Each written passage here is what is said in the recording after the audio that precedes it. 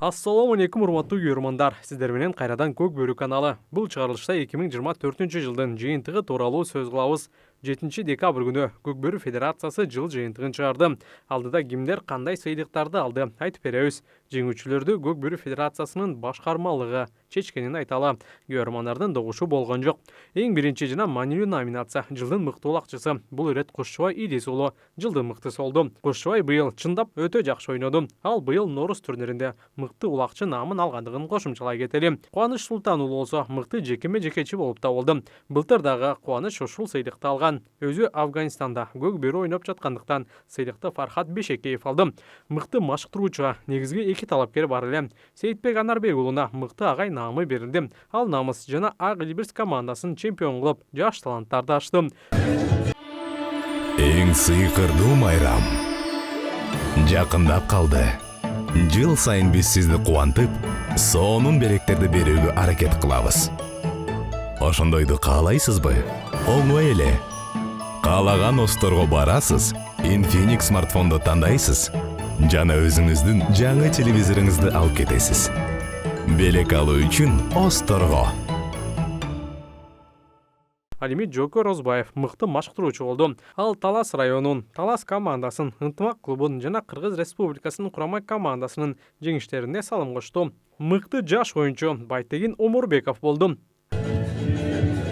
Жылдын мыкты командасы деп Ак Илбирс табылды. Баткен облусунун командасы алгачкы жолу чоң ийгиликтерге жетип, Норуста 2 лигада чемпион болушса, президенттин кубогунда 1 лигада 1 орунду алышты. Мыкты чабуулчу деген сыйлыкка дагы татыктуулар көп эле. Алардын ичинен эң мыктыны Дастан Русланов алды. Учурда Дастан Кубантай менен Ооганстанда болгондуктан сыйлоо аземине келбеди. Мыкты федерация деген наамды талашсыз түрдө Талас Федерациясынын өкүлдөрү алды. Жекеме-жекедеги мыкты аргымак Крас. Жекеме-жекедеги мыкты аргымак номинациясы менен Крас аргымагы сыйлансын.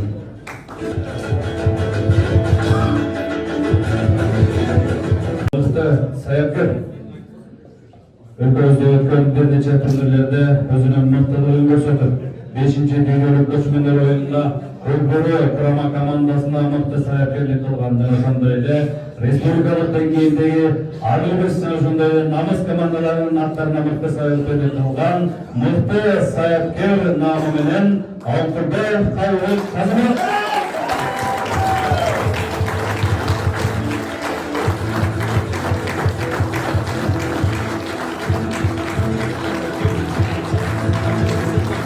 Ачылышы наамы менен өзүнүн жаштыгына карабастан өзгө колумдуу оюндар көрсөтүп, жылдын мыкты ачылышы наамын багындырган Көк Бөрү курама командасынын мүчөсү, Достук командасынын жекеме-жеке оюнчусу Абдыкалил уулу Бексултан.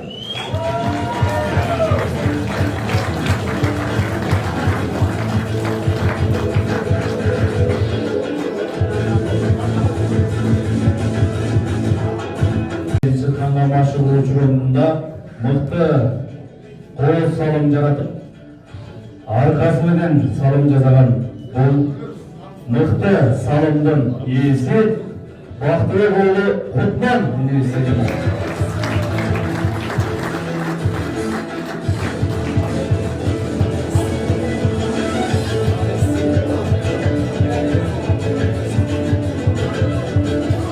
Урматтуу көрөрмандар, бул жыл жыйынтыгында кандай баа бересиздер? Менин жеке пикиримде Көк Бөрү Федерациясы мыкты иш алып барды. Бул ирет бир гана грамота жана медальдар менен чектелбестен, акчалай сыйлыктарды дагы оюнчуларга жана жеңүүчүлөргө тапшырды.